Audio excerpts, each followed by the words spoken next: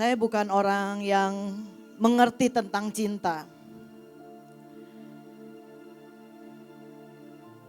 Tapi pena belas kasihan Tuhan tidak pernah berhenti menuliskan tentang ajaibnya, besarnya cinta Tuhan dalam hidup saya. Seringkali dalam hidup ini, I turn love into lust. Tapi dia tidak pernah berhenti mengajari saya tentang arti cinta yang sesungguhnya. Dia tidak pernah berhenti mengukir tentang cintanya sampai pada kedalaman hati saya. Saya diangkat 22 tahun dari lumpur, kemiskinan, dari lumpur kejelataan, sampai Tuhan dandani saya seperti hari ini.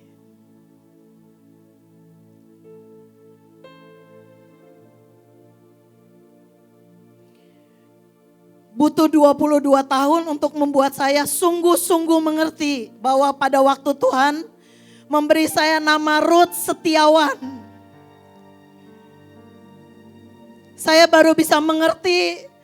Bukan karena cerita hidup saya, bukan karena menceritakan tentang Ruth Setiawan yang setia melayani Tuhan dan tuannya. Tapi 22 tahun saya baru sungguh-sungguh mengerti dari hati saya yang paling dalam. Bahwa cerita hidup saya adalah tentang kasih setia Tuhan. Yang tidak pernah berhenti dia ukirkan dan dia kerjakan dalam hidup saya. Nama Setiawan adalah nama suami saya, bukan nama asli yang Tuhan berikan pada saya. Dan pada waktu saya menikah itu diberikan dalam hidup saya. Dan butuh 18 tahun untuk saya sungguh-sungguh menyadari kalau suami yang Tuhan berikan kepada saya benar-benar seorang pribadi yang sangat berharga. Di mana selama hidup pernikahan saya terlalu banyak disability sebagai perempuan ataupun sebagai seorang ibu yang tidak bisa saya kerjakan. Tapi ini yang saya lihat dalam hidup saya. Setiap kali saya melihat sisi kelemahan, sisi tergelap dalam hidup saya sadar betapa besarnya anugerah yang saya butuhkan dalam hidup ini. Bahkan ketika dosa berdiri menuntut keadilan untuk jiwa saya melihat roh belas kasihan berdiri merentangkan kedua tangannya dan berkata, tidak, aku menyintaimu. Aku yang mengangkat engkau dari lumpur kehinaan. Dan aku juga yang bertanggung jawab dalam pernikahanmu. Dan aku tidak akan pernah membiarkan engkau pergi. Dia tidak hanya membiarkan saya slip off. Dia tidak akan pernah biarkan kita slip off. Dia juga tidak akan biarkan kita slip away. Dan hari ini gak ada yang perlu kita takutkan. Sebab setiap saat pada waktu kehidupan dan kematian terus mencoba merebut apapun juga di dunia ini. Belas kasihan Tuhan yang dia ukirkan dalam hidup saya. Yang mempertahankan saya tetap ada di hadiratnya. Bahkan terus membiarkan saya tetap ada di ruang Maha Kudus. Belas kasihan yang sama yang akan membuat Tuhan menggrabs Indonesia untuk tetap ada di tangannya. Saya hanyalah sebuah contoh. Salah satu ukiran pena belas kasihan Tuhan. Untuk dunia melihat bahwa hal yang sama tidak hanya bekerja untuk satu pribadi. Hal yang sama bekerja untuk setiap keluarga-keluarga, untuk kota-kota, juga untuk bangsa-bangsa. Biarkan saya cerita sedikit bagaimana pengalaman saya waktu Tuhan memberi perintah menaklukkan sebuah kota. Ketika sebuah perintah untuk menaklukkan sebuah provinsi Tuhan berikan.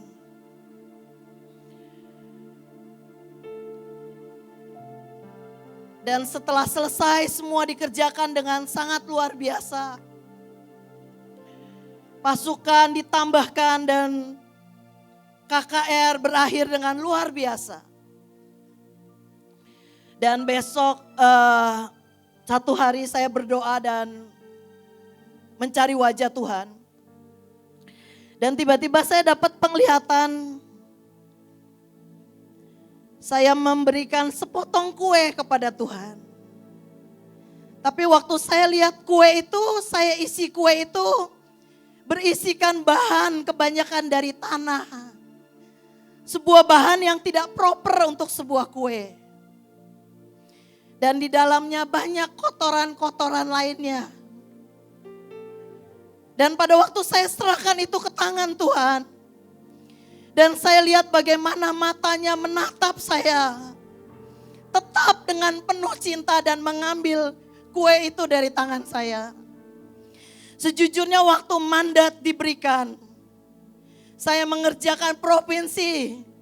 Diawali dari motivasi yang sangat ingin memberikan yang terbaik. Tetapi dalam sekejap itu berubah menjadi pembuktian diri. Dan di dalam tekad menyelesaikan mandat saya selipkan, saya campurkan dengan pamer.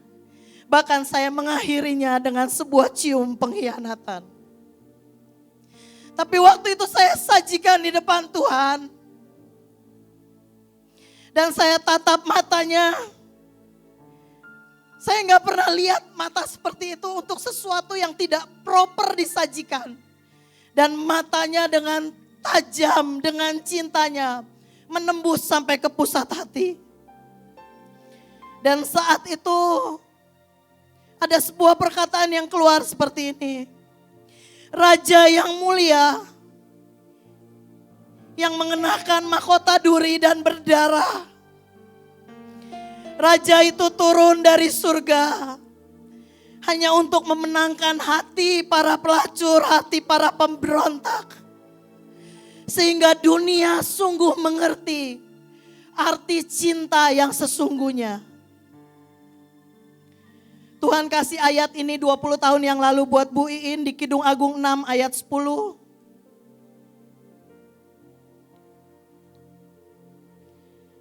Seperti inilah Mahanaim di mata Tuhan. Siapakah dia yang muncul laksana fajar merekah? Indah bagaikan bulan purnama, bercahaya bagaikan surya, dahsyat seperti bala tentara dengan panji-panjinya. Cinta Tuhan melihat Mahanaim seperti ini. Kita seperti fajar yang merekah. Dia selalu lihat kita indah seperti bulan purnama. Dia selalu lihat kita bercahaya. Sebab dialah yang mengerjakan cahaya itu dari dalam kita. Dan dia selalu lihat kita dahsyat seperti bala tentara dengan panji-panjinya. Itulah Mahanaim di hadapan Tuhan. Halaman selanjutnya. Ketika Tuhan memberikan tugas, mandat. Dalam bentuk apapun juga.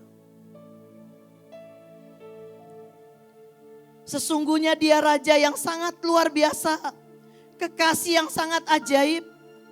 Di Kidung Agung 6 ayat 11-12 berkata.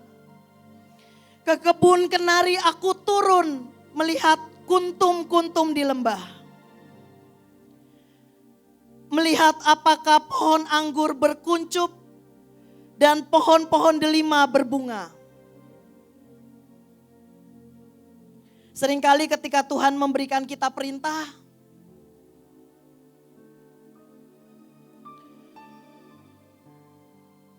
Dia itu seperti kekasih yang setiap saat turun ke lembah dan menengok apakah pohon anggurnya sudah berkuncup, apakah pohon delimanya sudah berbunga, apakah pasukannya sudah diukir dan berhasil terukir keperkasaan dan keberanian untuk menduduki kota. Apakah sudah terukir karakter-karakter ilahi di dalamnya? Setiap hari dengan cintanya Tuhan turun mengunjungi di lembah-lembah. Apakah didapati pohon anggur yang berkuncup dan pohon delima yang berbunga?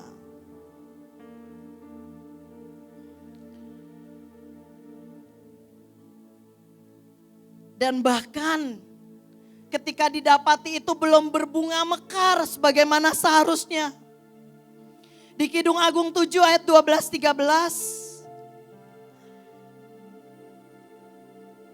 Dikatakan mari kita pergi pagi-pagi ke kebun anggur dan melihat apakah pohon anggur sudah berkuncup. Apakah sudah mekar bunganya. Apakah pohon-pohon delima sudah berbunga. Dan bahkan pada waktu itu masih kuncup saja. Masih kuntum saja. Belum sungguh mekar sempurna. Di situ Tuhan sudah sangat ingin dan sudah berikan cintanya kepada kita.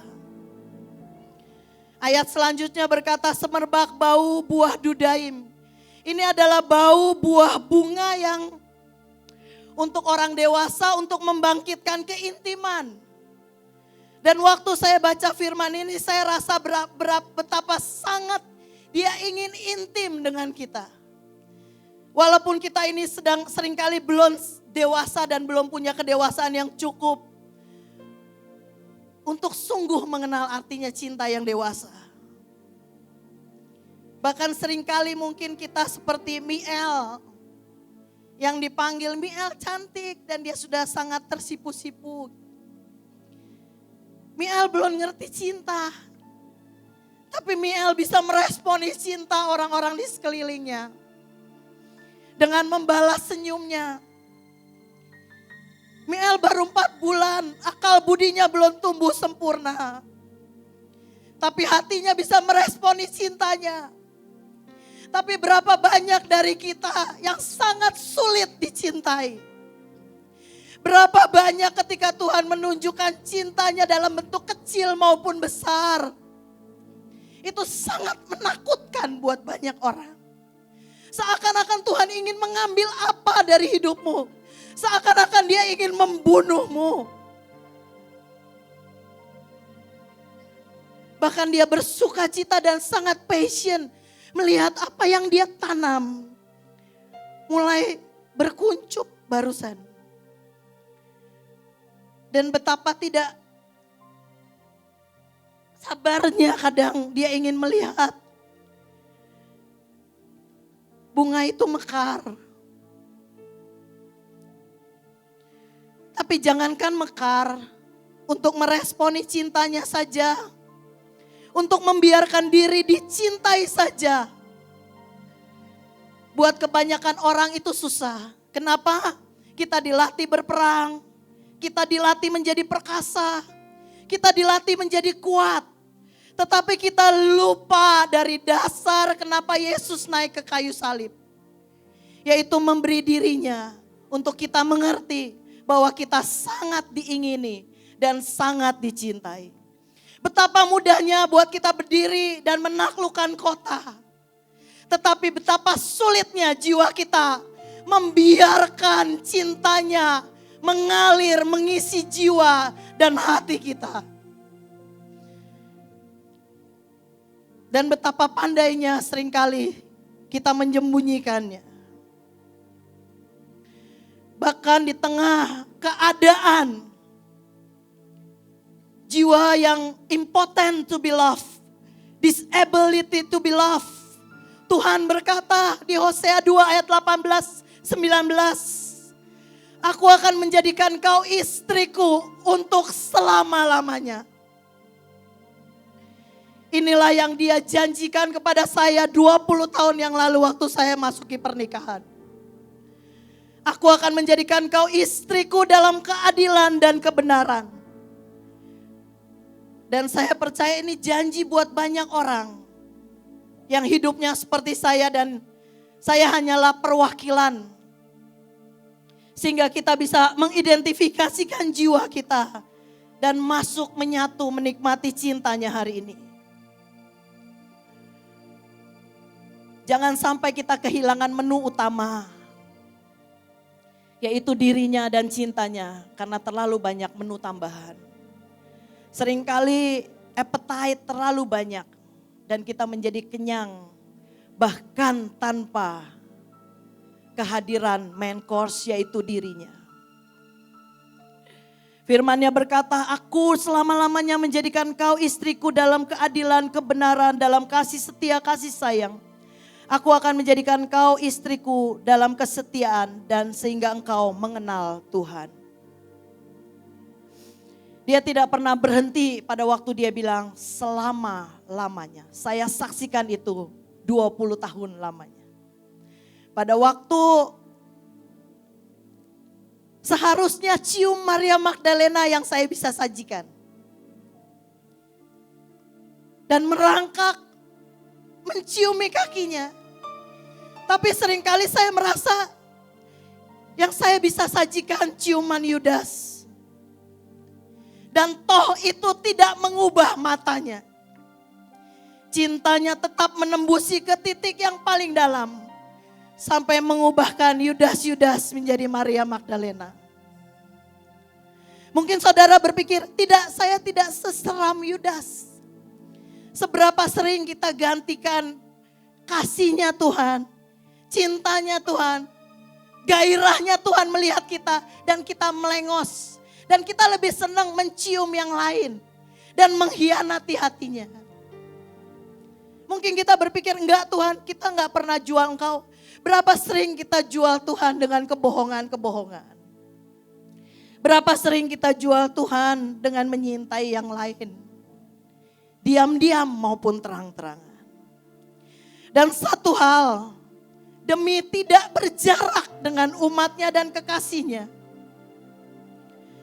Di Markus 15 ayat 37-38, lalu berserulah Yesus dengan suara nyaring dan menyerahkan nyawanya.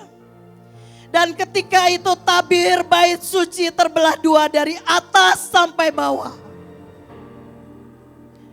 Puncak pada waktu Yesus di kayu salib, itu membelah tabir bait suci. Di mana kekuatan kain dari tabir bait suci, kalau dipasangin kekuatan mobil tercepat dari sebelah kiri dan sebelah kanan, ditarik sehebat apapun, tabir itu, kain itu tidak bisa terbelah. Itu kekuatan dari kain itu yang dicatat oleh sejarah. Bahwa kain di tabir bait suci pemisah ruang kudus dengan ruang maha kudus, bahkan tidak bisa disobek dengan kekuatan kuda sekian hos, dengan kekuatan mobil sekian kecepatannya. Tetapi hanya pada waktu Yesus berseru dengan suara sangat nyaring dan menyerahkan nyawanya, maka tabir bait suci itu terbelah dari atas sampai bawah. Dan suara itu berteriak, tolong jangan berjarak lagi denganku sebab aku membayar. Untuk menyuntikkan cinta ke jiwamu, aku membayar dengan nyawaku. Karena Tuhan dengan suara nyaring dan menyerahkan nyawanya. Dan detik itu tabir bait suci terbelah dua dari atas sampai bawah. Dan ruang maha kudus berteriak dari dalam. Mungkin di awal perjalanan engkau menggenggamku begitu erat. Karena engkau sangat membutuhkanku. Tetapi di akhir perjalanan, ketika engkau menjadi kenyang mungkin dengan banyak hal. Dengan pengurapan, dengan pewahyuan. Dengan segala perlengkapan yang kuberikan kepadamu. Dan di akhir perjalanan, bahkan mendekati akhir perjalanan. Engkau karena kenyang, engkau tidak kuat memegangku. Tapi di saat itulah cinta yang sama yang memungut engkau dari awal. Cinta yang sama yang akan menggenggammu kuat-kuat untuk mempertahankanmu. Tetap ada di ruang maha kudus. Sebab pada waktu Yesus menyerahkan nyawanya, tabir bait suci terbelah dari atas sampai bawah. Dan ruang maha kudus akan dengan sangat kuat menginginkan setiap jiwa untuk ada dan tinggal di dalam hadirat-Nya. Salah satu nama Tuhan adalah Dia adalah Allah yang cemburu, sebab janganlah engkau sujud menyembah kepada Allah lain. Sebab Tuhan yang namanya cemburuan adalah Allah yang cemburu. Namanya cemburuan dalam bahasa Inggris berkata, a passionate God.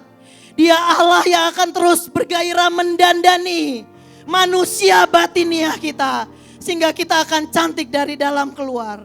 Dia Allah yang bergairah mengangkat setiap gembel dari lubang lumpur kejelataan dan mendudukannya di kereta para bangsawan. Hanya His great love, hanya His mercy pen yang akan menuliskan itu dalam setiap manusia. Biarkan Dia menyintaimu. Hanya itu saja syaratnya. Biarkan Dia menyintaimu.